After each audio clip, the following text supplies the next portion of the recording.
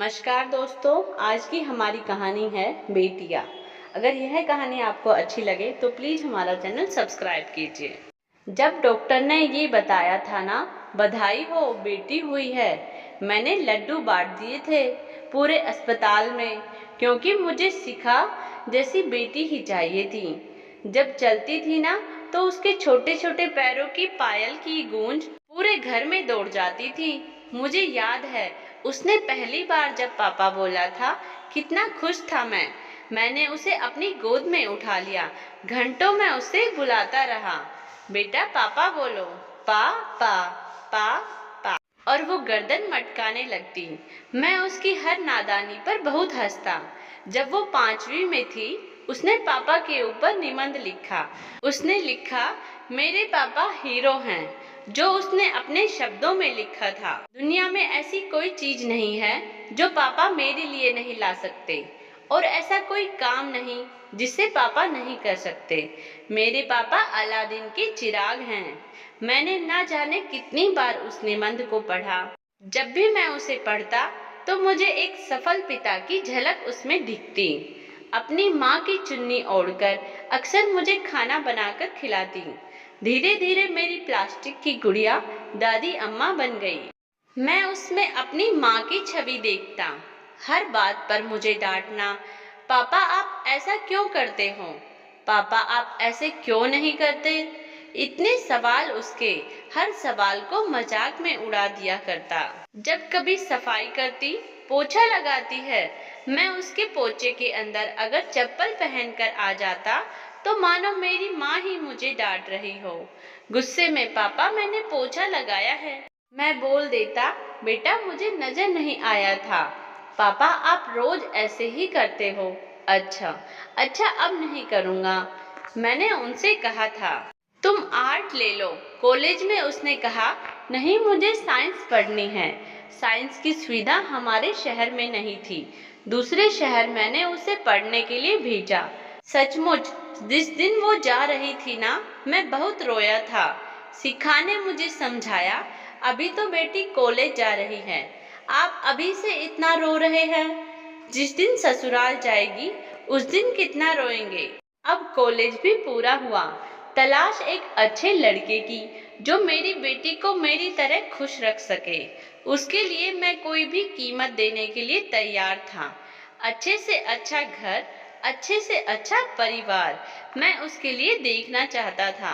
मैंने एक आलीशान घर में उसका रिश्ता तय किया, जहाँ किसी चीज की कोई कमी नहीं थी। मुझे लगा कि मेरी बिटिया सुख से रहेगी। क्या हुआ जो मैं अपनी सारी एफडी तुड़वा दूंगा। क्या हुआ जो मैंने अपने बुढ़ापे के लिए कुछ बचाकर नहीं रखा है, उसे भी मैं उसकी झोली में डाल दूंगा। लेकिन उसके लिए तो खुशियाँ खरीद लूंगा ना। और अब मैंने खरीद ली उसके लिए खुशियाँ। शादी वाले दिन जब वो गहना जेवरों से लदी हुई थी, तो मैं सारे दुख भूल गया था कि मैंने अपने लिए एक पाई भी नहीं छोड़ी है। उसकी विदाई के समय मैं बहुत रोया, बहुत ज्यादा। उसकी गाड़ी जब बारात घर से निकली तो बाहर मैं घंटों खड़ा होकर रोया। मुझे पता नहीं था मेरी चिड़िया एक दिन ऐसे उड़ जाएगी मेरे घोंसले से। उसकी भी आंखें जहां तक गाड़ी मुड़ी मेरे ऊपर ही टिकी थी। मैंने संभाल लिया खुद को। आखिर यही नियम है, बेटी को एक दिन अपने घर जाना ही है। उसके जाने के बाद भी उसको भूलना नामुमकिन था। जब भी चप्पल पहनकर अंदर आता ना, तो मुझे गुड़िया की याद आती। जब भी अपनी प्रेस के कपड़े ढूंढता तो मुझे गुड़िया याद आती। जब भी एक कप चाय पीने का मन होता तो मुझे गुड़िया याद आती। जब भी शिखा मुझे डांटती तो मुझे गुड़िया याद आती। कैसे मैं हंसकर कह दिया करता था, देखो गुड़िया, तुम्हारी मम्मी मुझे डांट रही है। जब भी मैं कुछ भारी सामान बाजार से लेकर आता तो मुझे गुड़िया है याद आती। कैसे वो गेट पर आते ही मेरा सामान मेरे हाथ से ले लिया करती थी। जब भी बाजार में रखे हुए अंगूर देखता तो मुझे गुड़िया याद आती, क्योंकि उसे अंगूर बहुत पसंद थे। फिर अपने आप को समझाता, पागल हो गया है क्या रामेश्वर, तूने अपने जीवन भर की कमाई क्या इसलिए खर्च की है कि तेरी बेटी अंगूर के लिए तरसे? उसे किस बात की कमी? हर मौके पर मुझे उसकी याद आती, शायद वो भी मुझे इतना ही याद करती होगी। हाँ, दिखाती नहीं है। जब घर आती तो मैं छुपकर उसे संतुष्टि से 5-10 मिनट पहले देखता था। उसका चेहरा पढ़ता, वो खुश तो है ना। उसकी मुस्कुराहट में जैसे मैं उसकी यादों को भुला देना चाहता था, पर न जाने क्यों उसे देखकर लगता है बहुत कमजोर हो गई है।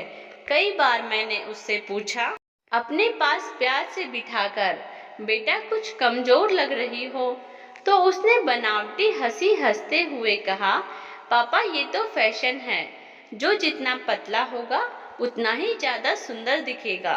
और कमजोर और उदास और गंभीर वो दिन पर दिन होती चली गई, और फैशन का मुखौटा पहना कितनी आसानी से मुझे पागल बना दिया। मैं कैसे नहीं देख पाया उसके दर्द को।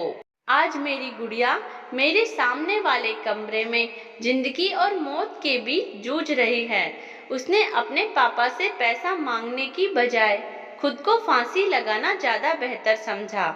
यहाँ तक कि अपने करीबी दोस्त को भी मना कर दिया। उसके पापा तक ये बात ना पहुँचे कि ससुराल में वो कैसे रहती है। क्यों नहीं आई वो मेरे पास?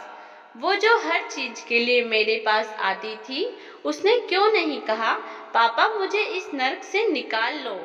मैं उसे कभी नहीं रहने देता वहाँ, चाहे मैं खुद बिक जाता, पर मैं उसे वहाँ से निकाल लेता।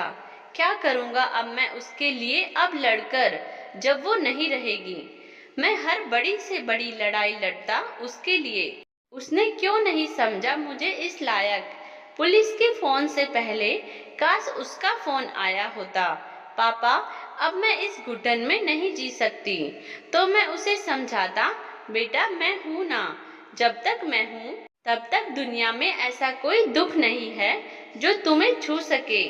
वो क्यों भूल गई कि उसके पापा अलादीन के चिराग हैं। दोस्तों, यह कहानी आपको कैसी लगी? प्लीज हमें कमेंट्स बॉक्स में अपने सुझाव जरूर दें।